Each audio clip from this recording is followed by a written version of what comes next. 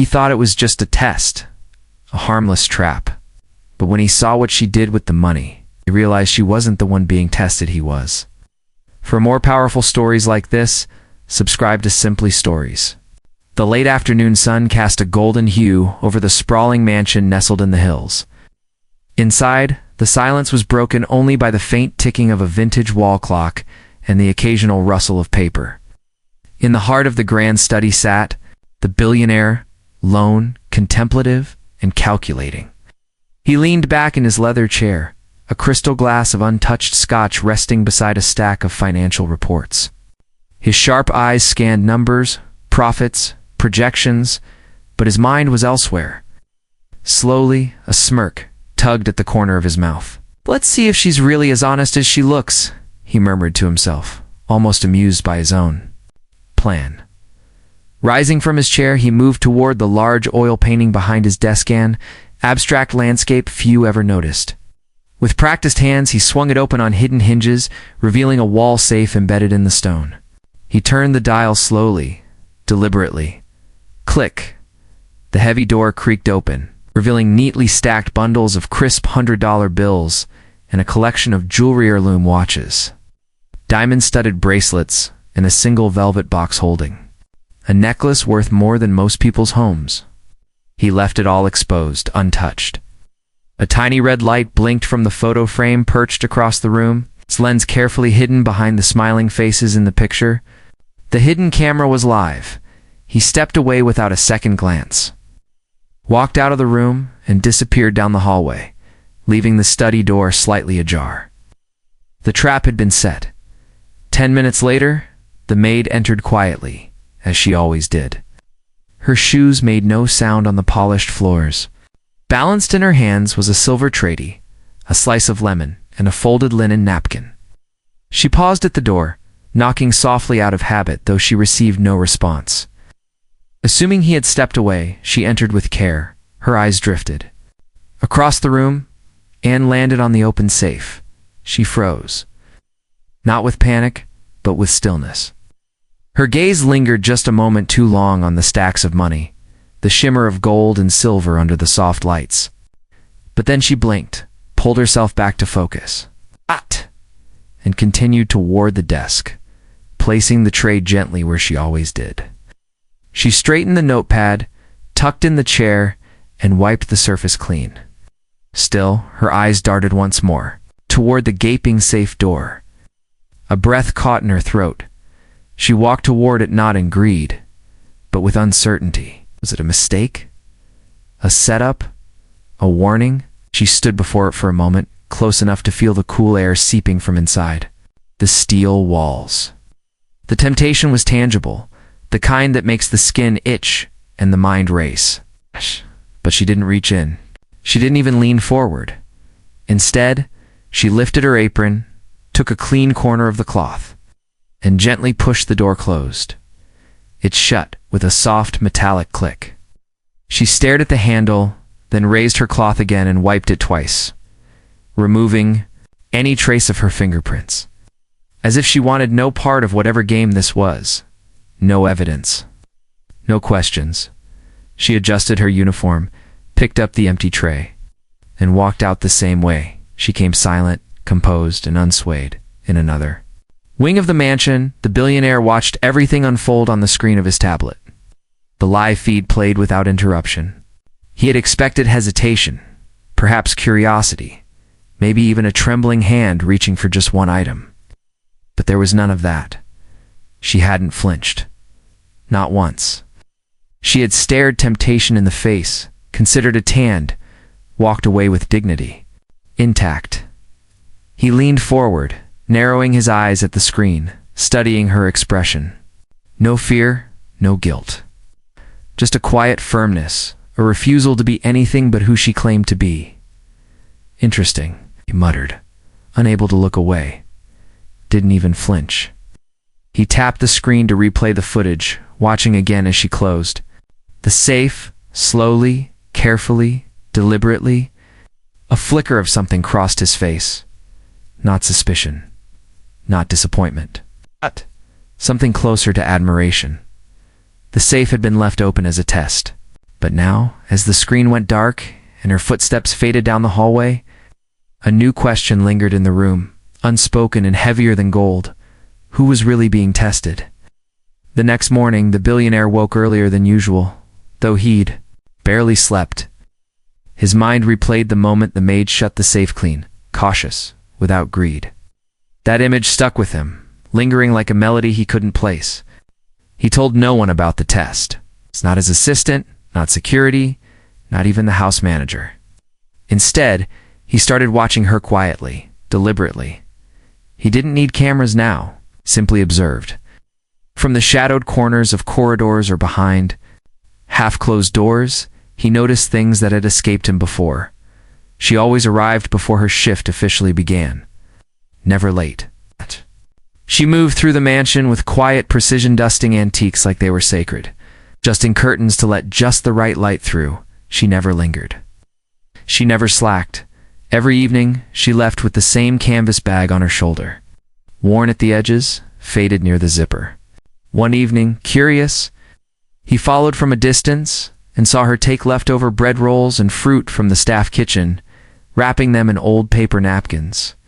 She tucked them into plastic containers well used, stained from time and placed them carefully into her bag.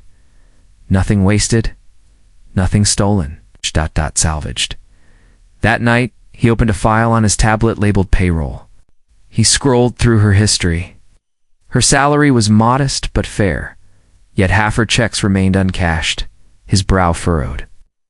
What kind of person works this hard, lives this quietly, and lets money sit untouched? Started asking around, but casually, as if her name had just floated into conversation. The chef shrugged. She's polite. Always is. Doesn't talk much. The gardener raised an eyebrow. Keeps to herself. Never asks for help. Bit proud, maybe. One of the housekeepers leaned in and whispered, I heard she doesn't even cash her paychecks sometimes. Just folds them and keeps them in a drawer. Weird, right? You didn't begin to explain it? Still, he wasn't done. A single moment of honesty could be instinct. A pattern had to be tested. So he prepared again this time, smaller, less theatrical. He slipped an expensive gold watch from his collection into a pile of laundry set aside for dry cleaning. Flashy, not obvious, just enough to see if she'd notice, what she'd do if she did. Hours passed. He busied himself in meetings, emails, and endless phone calls, but his mind was on the laundry room. Late in the afternoon, a knock came at his study door. She stepped in, calm as always, holding the watch in both hands. No accusation. Think this belongs to you, she said simply, offering it without expression. He didn't speak, just took it from her hands and nodded. She turned and walked away without waiting for thanks or explanation. No questions. No recognition of what she'd just passed. Another person might have slipped quietly into a pocket and pawned within an hour. He stared at the watch in his hands. It wasn't the item that mattered, it was her reaction. She didn't hesitate. No fear of being blamed, no greed tempting her fingers to keep it, just truth. Steady and absolute. That evening, he sat in his home office again, the payroll file open on his screen. He zoomed in on her account. Modest deposits. Nothing extravagant. The uncashed checks bothered him more now. He tapped one line, then another. She could have had a used car by now. It's paid off her rent a year in advance. Bought better shoes. A proper winter coat, anything. He leaned back, the unspoken question floating heavy in the room. Why not take it? Not just the watch. Not the money in the safe. Anything. Even crumbs she'd earned honestly. She'd barely touched. The billionaire had seen people do terrible things for less. Family betray each other over inheritance. CEOs lie to protect stock prices. Friends steal for thrills. And yet this woman, this quiet, meticulous woman, walked through temptation like it didn't even register. Like the world's riches didn't belong to her or anyone. Only to be passed through, not grasped. He shut the laptop and stared out. The window, where dusk was settling over the hills. Something stirred in him. Not guilt, he didn't believe in guilt, but confusion, maybe discomfort. A shift. The kind of weight that made a man start to wonder if the mirror was showing him someone he didn't fully recognize. The rain fell in sheets, soft but steady, painting the city in silver. The billionaire sat in the back seat of his car, watching. Droplets chase each other down the window as the driver turned onto a narrow street far from the polished gates of his mansion. Curiosity had taken hold of him, something he wasn't used to feeling. He had given the order without much thought. Follow her. Discreetly. I want to know where she goes after work. Now, as the car slowed near a weathered apartment building, he saw her.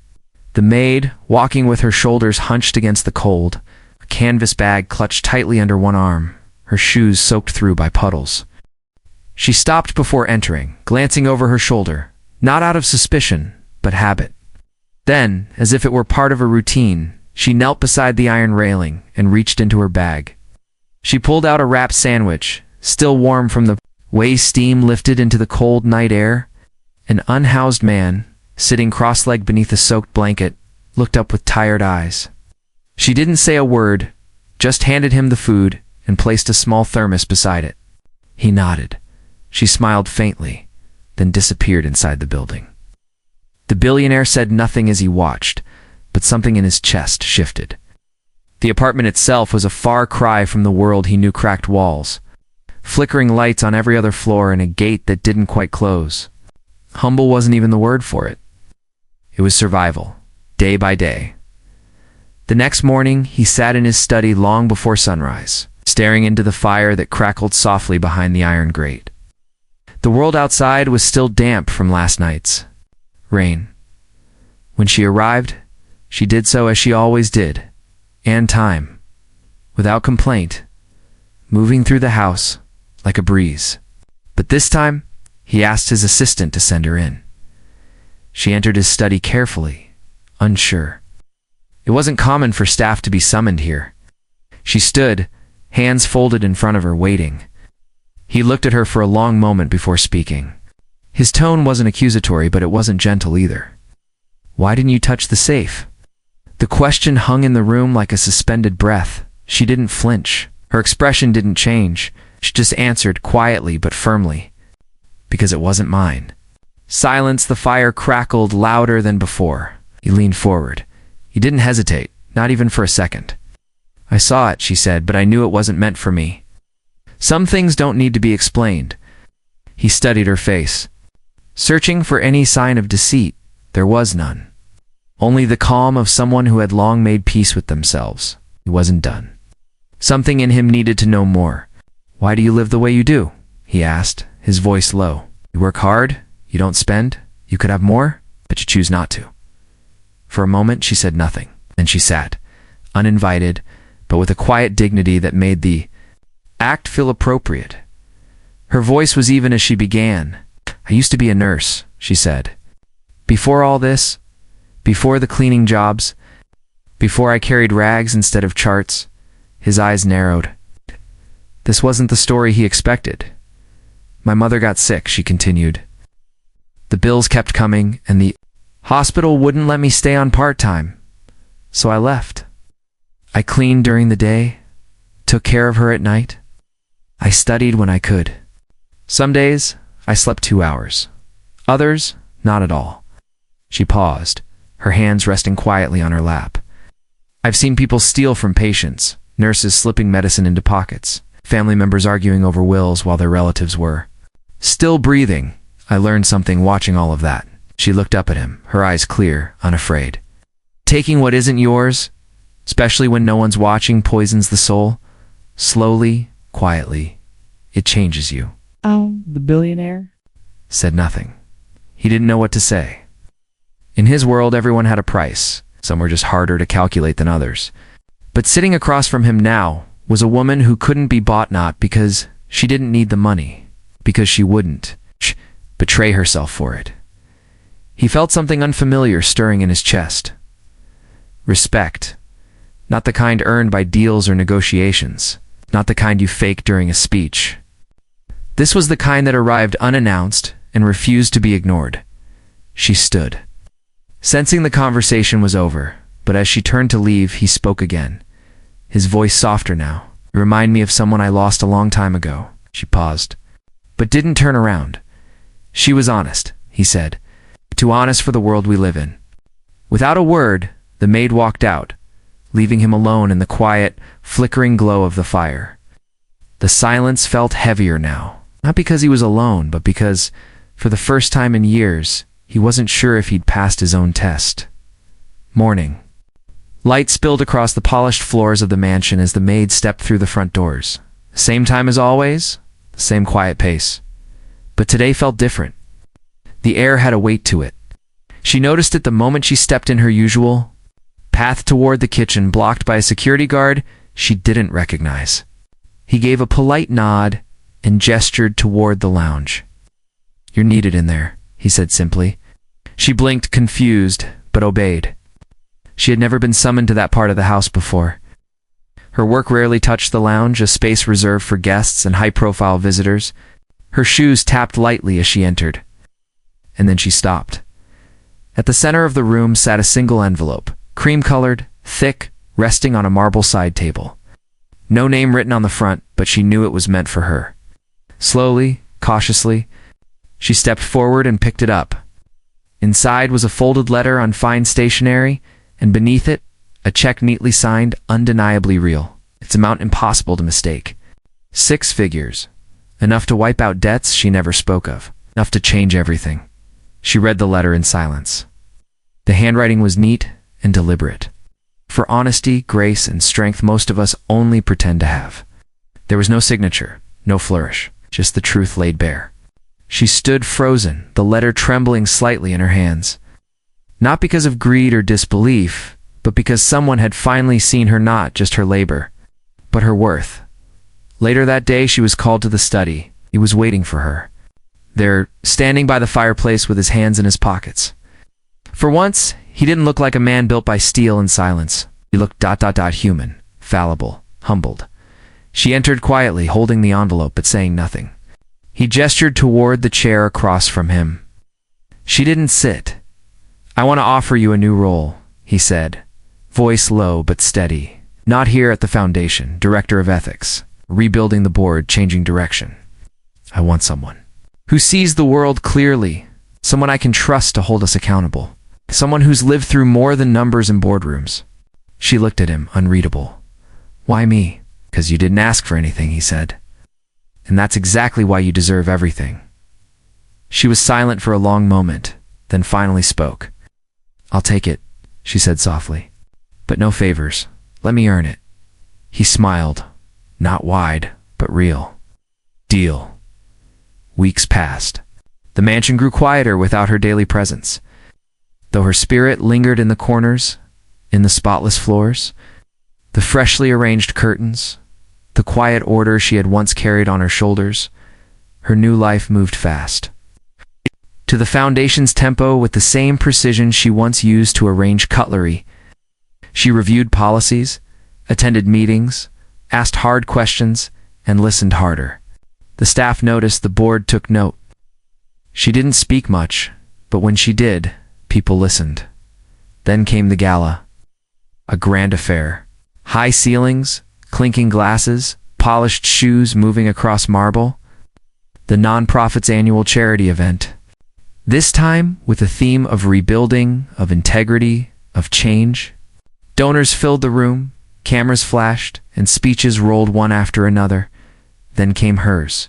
She didn't want to speak, but he asked her to. Not to perform, but to stand in her truth, one more time. The billionaire took the stage first. Voice echoed across the room with practiced ease, but this time there was a softness to it. "Some people earn trust," he began, "by what they say, others by what they don't take. She didn't just pass the test I set. She wrote the answer key, and I failed mine." Murmurs rippled through the room. He stepped aside and she took the stage, wearing a modest dress, her hair tied back. Hands steady, she looked out at the sea of powerful faces and simply said, "I used to clean houses. Not so long ago. Now I'm here. But nothing about me changed. The only thing different is someone chose to see me." There was no applause, just silence, respectful, heavy, real. Later that evening, she returned briefly to the mansion to collect a few remaining items. The house was quiet, familiar. The hallways still smelled of lemon oil and old wood. As she passed the study, she noticed something. The safe behind the painting was open again, wide, unlocked. Full? She paused for half a second. But not out of temptation, just recognition. Then, without a glance, she turned and kept walking. A camera captured the moment quietly, broadcasting to no one, and as the door clicked shut behind her, the echo of the narrator's voice seemed to linger, not in the room, but in the heart.